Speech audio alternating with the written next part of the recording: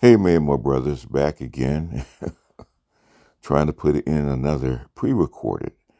And I just want to talk about the discussion I had on Craig the Tech Guy's channel. I talked about the Kamala Harris aftermath that we just went through. And the stuff that's going on, and the idea about a gender war and racism, all that kind of stuff got mixed up in it. And what bothered me toward the end of the discussion is it always comes back to race. And with him, it always comes back to coding up with our black female counterparts and forgiving them for the gender war and forgiving them for the stuff that perceived or real that they have done, or they have gone opposite of what black men had prescribed. 200 years of, 300 years of slavery and Jim Crow, and then to be betrayed, it was my word, by your black women. Go back to 63, 64 with Pauli Murray, basically siding with white women and putting white women in civil rights and allowing them to get the affirmative action just so that black men wouldn't get it, because they didn't want black men over them, right, in the family. They wanted to continue the matriarchy. That's like Patrick Moynihan, which he tried to do no harm. He was trying to help. He actually accurately described the matriarchy in the black family. And lo and behold, in 2024, some 60 years later, Whoopi Goldberg says the exact same thing that Patrick Moynihan said back in 64, which is the exact same thing that Kenneth Clark said in 64. It's not new, which is the exact same thing that Frazier said back in 34. It's not new. And black women have been on this tip since 1750, and then 1850 with Sojourner Truth. They have been coding up with white women forever. And what Hammer was trying to say, that white women code up with their men because of race. And some of that is true, but also it's because of their own self-interest over other groups. And guess who doesn't code up with their men? It's black women. Black women don't code up with their men. Black women code up with themselves. But the part I actually want to get to, because Hammer is, I do believe he's from the continent. I'm trying to remember, he's from Senegal, I do believe. And he's a young guy, he's never been involved with women, and he's trying to counsel black men on forgiving their black women for their misdeeds, forgiving them for betraying us, not only in 1850, but also 1920, but also 1964, and 1970, 1980, and the current gender war, the intersectional gender war that we go through right now. Even with Kamala Harris putting her up there as a symbol and giving black men their behinds to kiss, which is just the latest blow in sicking Michelle Obama and Barack Obama on us, which basically enhances Dr. Neal's BMI, black male independence, black male political independence, and the Ice Cube effect. Stacey Abrams tried the same thing. Droid Reed, who I played, made a freaking career after going on black men. I just heard a political pundit say the exact same thing, that white women and black women, especially in this election, made a habit of going in on black men. The Democratic white women made a habit of going in on black men and blaming Jermaine for everything. But The part that irritated me in the whole discussion is the betrayal. And I mentioned that he asked me straight up, would I forgive black women for the betrayal? And I told him no. I said, I can't forgive them for the betrayal. I can't go back with them and build and on a wholesale scale without some severe contrition because of the betrayal. I can't go back to what I was. And he disagreed with that. He said that because of our lineage and our past and our unique past, that black men and black women should code up together and try to save this so-called culture. And I told him that defective things in nature die off. Defective things in nature die off. They just do. They go extinct. And this so-called black culture, black American culture, if it continues to limp along and be defective, it probably should go extinct. Black men should go their own way, especially if black women keep giving us their behinds to kiss. So he said we should keep forgiving all betrayals and continue to do what we have been doing for a long time, especially looking at the moment of them being in some kind of peril because of the economy. I told him, no, let him go find another group. And he didn't understand it. So I try to give him a scenario, something plain example about betrayal that he could understand. I simply asked him, say you had a wife and she was loose and she went out and she had sex with other guys. I said, how many times would you forgive her for cheating on you and getting pregnant by another guy? How many times would you forgive her? Oh, he said, about 5 to 10. That's when I said, man, I got to go. That's why I had to leave the hangout. I said, I've heard enough because I'm not that guy. For me, 1 is too many. 2, unless it is an extraordinary circumstance. Cheating is one thing. Betrayal is another.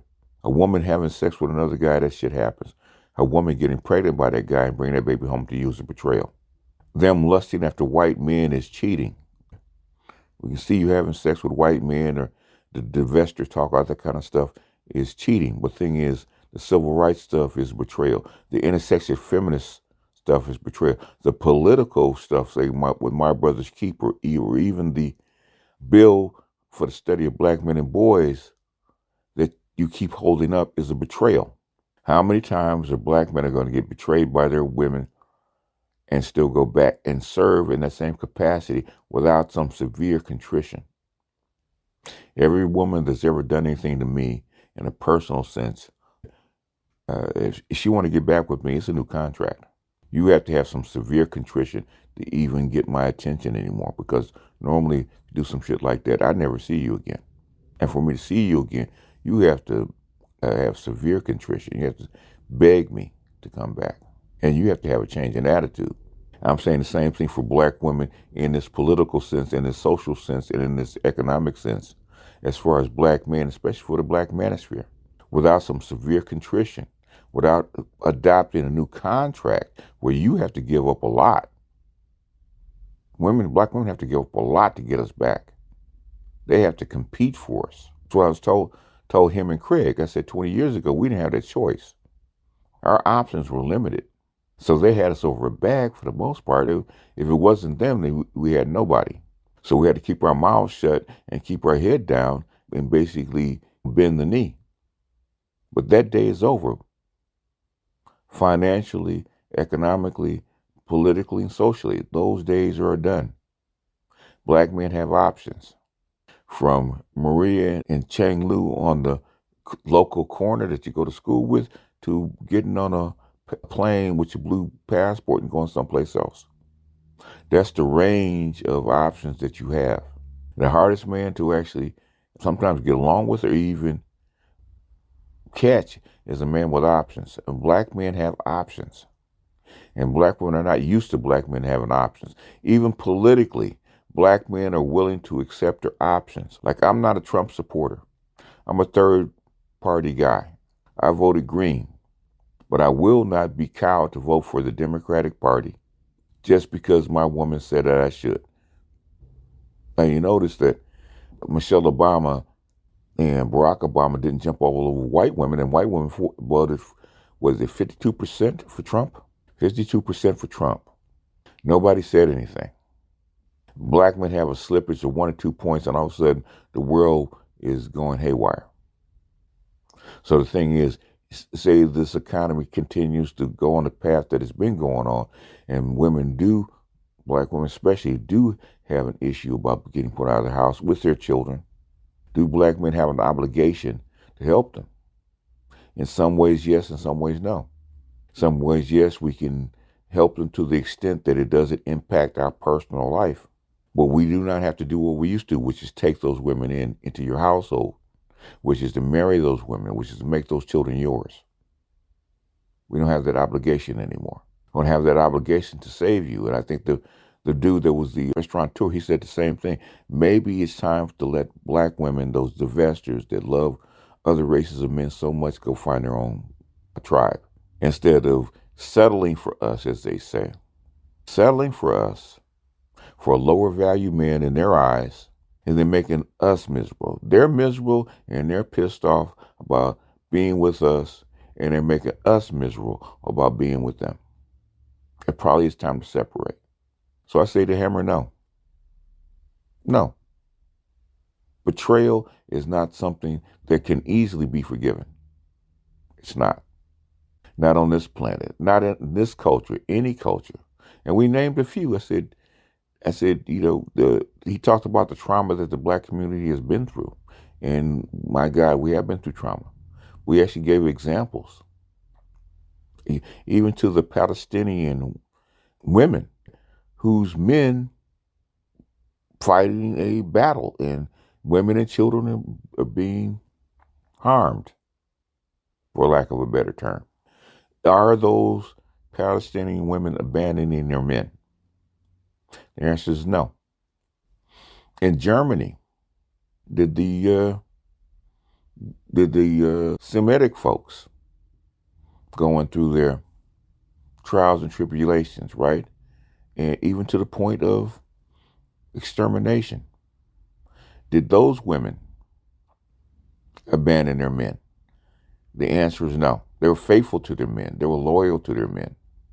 We say the Native Americans who lost their autonomy, lost their war with the West, did they abandon their men?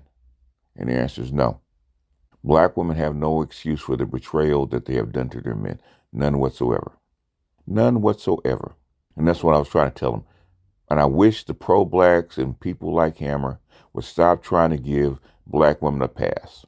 They don't deserve it. They never did. And it's only the nobility and the socialization of black men that has kept us here and kept us tied to them.